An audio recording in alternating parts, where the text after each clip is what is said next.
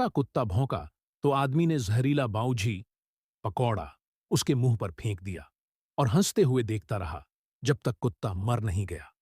लेकिन तभी उसका पेट फिर मरोड़ खाने लगा और इस बार उसने एक टिन का डिब्बा कैन उगल दिया।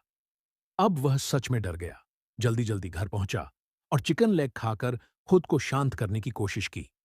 चिकन का आखिरी टुकड़ा खाते हुए उसे याद आया कि सबसे स्वादिष्ट हिस्सा चिकन का पिछला भाग अब भी नहीं आया। उसने तुरंत कॉल किया। फोन रखने के बाद वह सी साहब के अकाउंट को फॉलो करने ही वाला था कि तभी दरवाजे पर दस्तक हुई। वह गुस्से में दरवाजे की ओर गया और झिर्री डोर आए से बाहर देखा तो सामने वही आदमी खड़ा था जो कुछ देर पहले खुद था।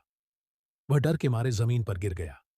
सच जानने के लिए उसने हिम्मत जुटाई और दरवाजा खोला, पर बाहर कोई नहीं था। सड़क पर एक छोटा कुत्ता भौंका तो आदमी ने जहरीला बाऊजी पकौड़ा उसके मुंह पर फेंक दिया और हंसते हुए देखता रहा जब तक कुत्ता मर नहीं गया।